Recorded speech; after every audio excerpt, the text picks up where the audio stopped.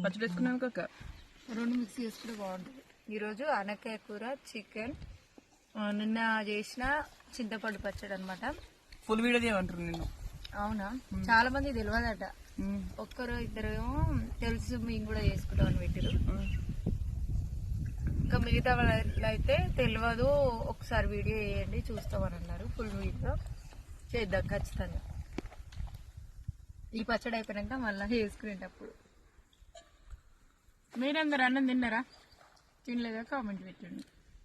పచ్చడి కలుపులో సూపర్ ఉంది తెలుసా, చాలా బాగుంది. బాగాలేకపోతే కొడతా.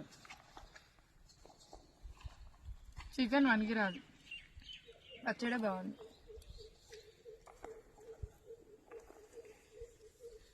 మంచిగా బాయ్ బాయ్ మేడం.